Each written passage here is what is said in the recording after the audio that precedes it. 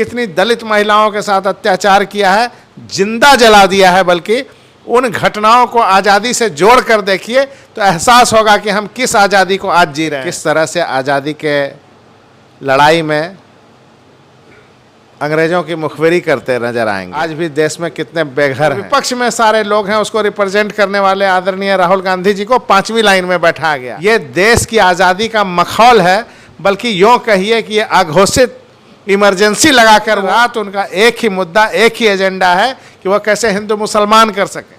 यही मणिपुर अपने देश में जो था, उसमें इतनी विभत्स घटनाएं हुई, कितनी बार इन के लोगों ने ट्विटर पे ट्वीट किया या सोशल मीडिया पे कहीं दिखाई दिए। देखिए, बुरा मत मानिएगा, आप मीडिया के तमाम लोग कंपाइल करके दिखाते थे 15 साल पहले शासन को कि जंगल राज है, जंगल राज है, जंगल राज है। आज अगर कंपाइल करके आप ही दिखाने लगेंगे, पूरे बिहार का समाचार अगर एक पेज पे होगा, एक चैनल पे होगा, तो निश्चित रूप से जंगल राज का उससे कहीं ज़्यादा विभत्स स्वरूप आज दिखाई देगा।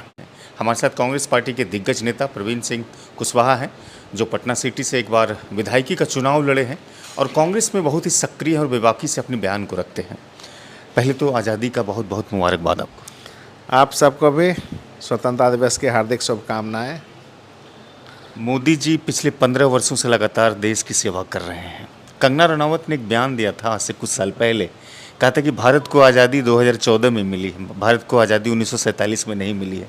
आज आज़ादी का दिन है, आज़ादी का वक्त है। आज़ादी के महत्व को, उसके एहसास को कहीं ना कहीं आप लोग एहसास तो ज़रूर करते हैं, हम लोग एहसास करते हैं। आज़ादी का एहसास जिन्हें होता वो 2014 में आज़ादी की बात करते, और आज जो सत्तारूढ़ दल है वो आज़ादी का मखौल किस कदर उड़ा रहा है, इसका अंदाज़ा आप लगा सकते हैं। आप ही बता रहे हैं, कंगना रनौत ने बयान दिया था कि 2014 में आज़ादी मिली। आप सोचिए, उसको एमपी का टिकट दे दिया जाता है, वो आज एमपी हैं भारतीय जनता पार्टी से। तो कैसे लोग और कैसी पसंद है उनकी और उनकी चाहत क्या है, इसका अंदाज़ा आप लगा सकते हैं। मोदी जी का आज भाषण आपने देखा, मोदी जी कह रहे थे कि यहाँ के भारत के लोगों को इस वक्त का इंतज़ार था कि भारत के विकास, भारत की तरक्की, भारत को रोज़गार, भारत की तमाम चीज़ें कब मिलेगी। आपने लगभग 60-70 सालों तक शासन किया है। बार बार मोदी जी कहते हैं कि पहले कुछ हुआ ही नहीं भारत में है, अब जो हो रहा है वही विकास है। फ्लैशबैक में ले जाना अगर संभव होता तो इनके तमाम पूर्वजों को दिखाया जाता कि फ्लैशबैक में ये किस तरह से आज़ादी के लड़ाई में अंग्रेज़ों की मुखबिरी करते नज़र आएंगे। ये फ्लैशबैक सिनेमा की तरह अगर हम चला सकते या हमें वो शक्ति होती कि हम इनको वापस 40 साल पहले ले जाएं, 50 साल पहले ले जाएं, तो ये समझते कि देश का निर्माण क्या होता है। एक घर का निर्माण करना उनके लिए कितना मुश्किल है, आज भी देश में कितने बेघर हैं, उसके बारे में सोचने के बजाय ये कह रहे हैं कि कुछ हुआ ही नहीं। ये तब एहसास होता ना जब वो समझते कि पहले क्या था और अब क्या है।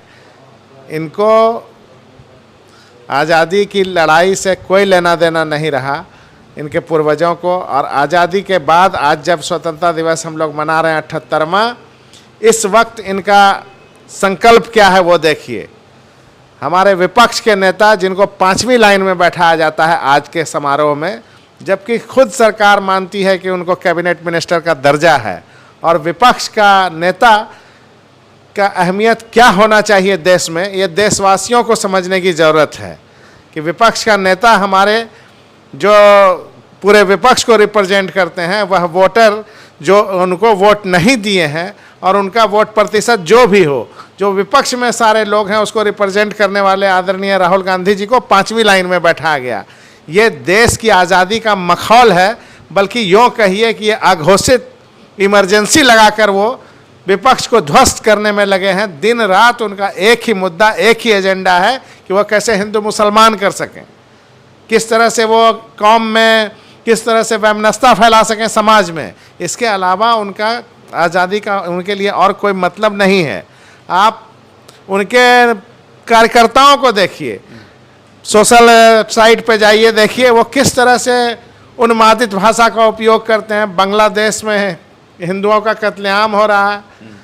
यही मणिपुर अपने देश में जो था उसमें इतनी विभत्स घटनाएं हुई, कितनी बार इन के लोगों ने ट्विटर पे ट्वीट किया या सोशल मीडिया पे कहीं दिखाई दिए। आज बंगाल में एक लड़की के साथ जो मेडिकल कॉलेज में हादसा हुआ है, उससे अनर्थ और क्या हो सकता है। ऐसी जाने कितनी घटनाओं का गवाह है इनका शासन जो 2014 के बाद हुआ है।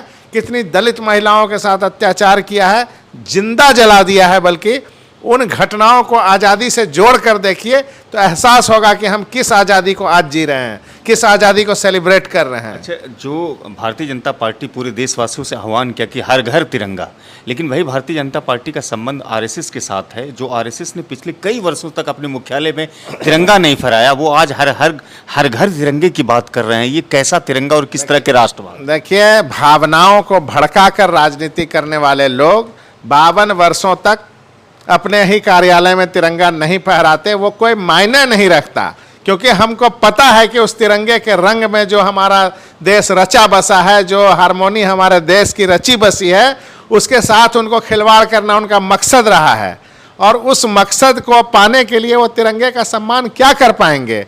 और तिरंगे का सम्मान वो लोग करते जो देश के लिए सोचते, देशवासियों के लिए सोचते। इन्होंने कभी देशवासियों के लिए समान भाव से सोचा ही नहीं।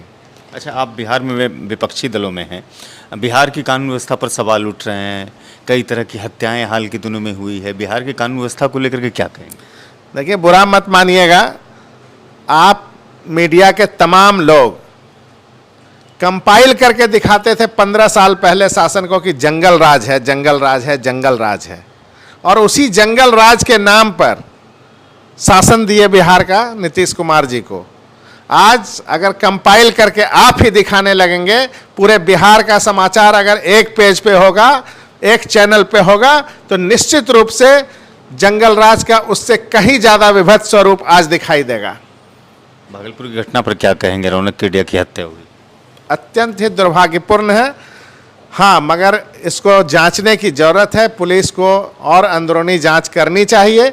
यह हत्या किसी भी दृष्टिकोण से समाज को आहत करने वाला तो है ही, यह एक जांच का विषय है कि इसके पीछे क्या कारण रहे होंगे।